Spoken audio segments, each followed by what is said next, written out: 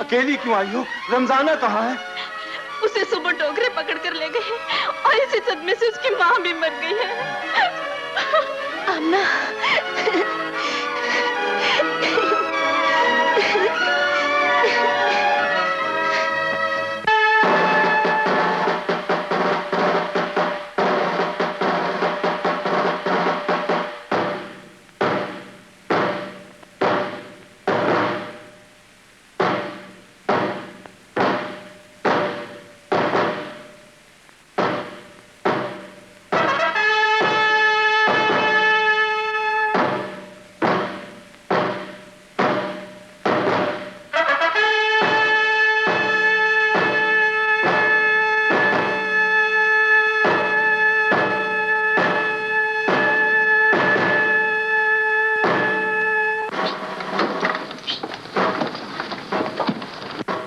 रमजाना, जानते हो इस बार तुम्हें क्यों गिरफ्तार किया गया है?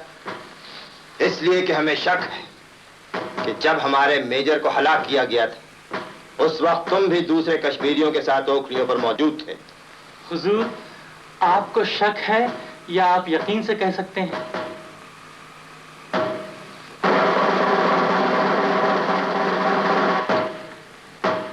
तुम्हें देखूं तो यकीन नहीं आता, लेकिन जिस घर में तुम्हारी शादी हुई है, उनकी हुकूमत से वफादारी पर हमें शक जरूर है। कर्नल साहब, अगर मैं ये कहूं कि मैं बेकसूर हूं? हम ये मानने के लिए तैयार नहीं। और अगर ये कहूं कि ये सब कुछ मैंने किया है? हम ये भी मानने के लिए तैयार नहीं, इसलिए कि तुम जैसा बुज़दिल और कमजोर आदमी इतना बड़ा जुर्म नहीं कर सकता। आपने बिल्कुल बजा फरमाया कर्नल साहब। मैं सिर्फ बुज़दिल ही नहीं, बेगैरत भी था। मेजर, इसका माफीनामा लाओ। आज इसकी गुफ्तगू का लहजा वो नहीं जो पहले दिन था। खूब पहचाना आपने कर्नल साहब, वाकई में पहले वाला रमजाना नहीं। न मैं आज आपके पांव पड़ा हूं, न गिड़गिड़ाया हूं। कर्नल साहब, इंसान की गैरत किसी वक्त भी जाग सकती है, गुलाम का लहू किसी वक्त भी जोश में आ सकता है। जिंदगी का मकसद उसी वक्त समझ में आता है जब मौत का खौफ बाकी न रहे। क्या बकते हो? खामोशी से सुनो कर्नल, मैं फरियादी बनकर नहीं, बागी बनकर आया हूं। जरा मेरी आंखों के आईने में अपने जुल्म का चेहरा देखो, जरा मेरे दिल की धड़कनों से जंजीर टूटने की आवाज सुनो कर्नल। और अगर इस पर भी यकीन ना है तो मेरे जुल्म की गवाही कश्मीर के हर घर में जागी भी उस गैरत से ले लो जो सदियों से गुलामी के अंधेरे में सो रही थी।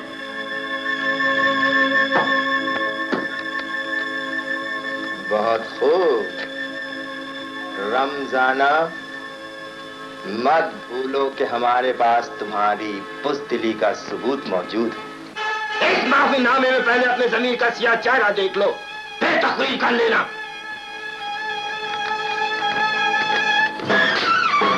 गुलाम की हालत पर बहाव, जो गरीबी को बाकी नेमत और गुलामी को मुकद्दर समझकर सोचो। सख्ती जैसी बात न करो सलामा। आमना अब न मेरी बेटी है न तुम्हारी बहन, बल्कि रमजाने की बीवी है जिस पर सुहाग रात गुजारने के बाद खतरा मंडलाने लगा है।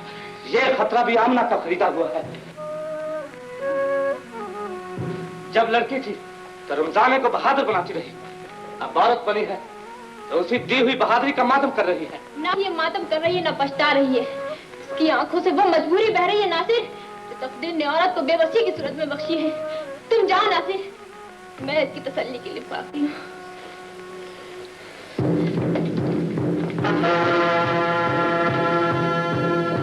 नासिर!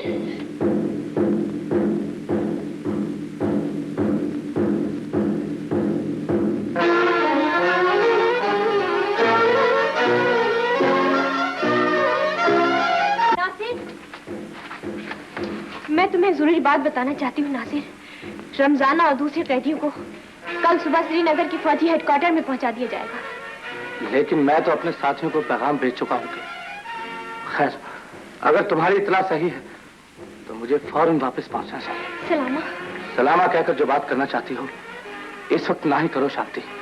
तुम जिस रास्ते पे भाग रहे हो उस पर तो शायद मेरी मौत के बाद भी तुम्हें फुर्सत न मिले। ये रास्ता मेरी पूरी कौम के मुस्तकबिल की तरफ जाता है शांति। बेहतर है तुम अपने प्यार की लकीर ही पीटती रहो। भगवान तुम्हें मंजिल तक पहुंचा दे सलामा। मेरी तो प्रार्थना है काश मैं तुम्हारे किसी काम आ सकूं। तो सलामा नहीं नासिर कहा करो।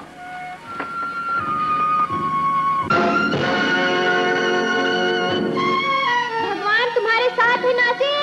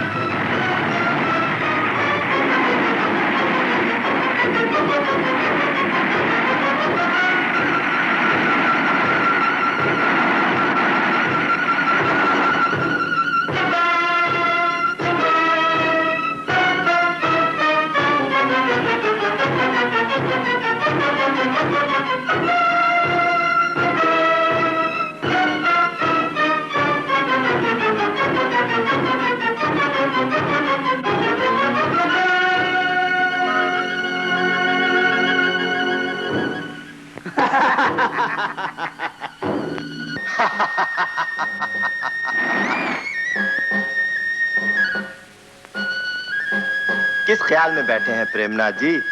आज शिकार पर नहीं चलना? आप फौजी लोग भी अजीब हौसले के मालिक होते हैं कर्नल साहब। यानी गोलियां चलने की आवाजें आ रही हैं और आप इस कदर मुतमईन हैं? अरे भाई, हमारे ही आदमी होंगे जो बागियों का शिकार खेल रहे हैं।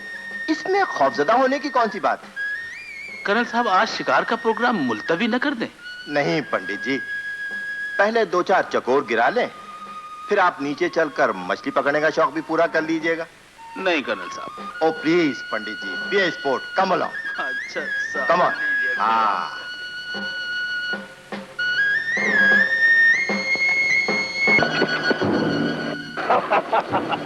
क्यों अली, मेरी इतना सही थी ना कि फौजी काफले की बजाय कश्मीरी कैदियों से भरा हुआ ट्रक श्रीनगर जा रहा है, वरना तुम लोगों ने तो पुल के स्तूप निकाल ही दिए। हमें पहला पैगाम पहुंचाने के बाद तुम्हें ये इत्तला कहां से मिली? हाँ हाँ अली, ये ना पूछो, सिर्फ ये सोचो कि अगर मैं ना पहुंचता तो कैदियों से भरे हुए ट्रक का क्या हासिल होता। अच्छा हुआ हमने पुल तक पहुंचने से पहले ही हमला कर दिया।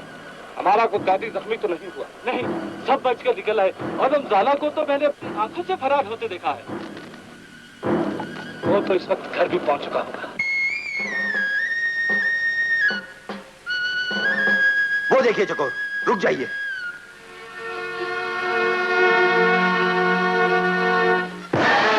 हाथ ऊपर उठा लो रमजाना।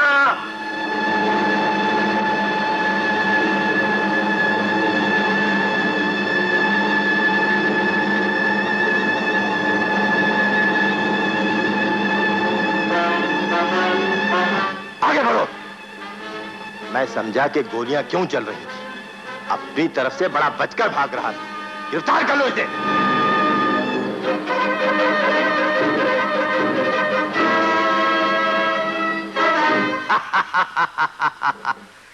क्यों तहसीलदार साहब, कैसा रहा चकोर का शिकार?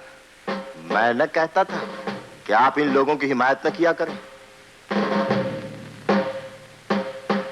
बाद में शर्मिंदगी उठानी पड़ती है।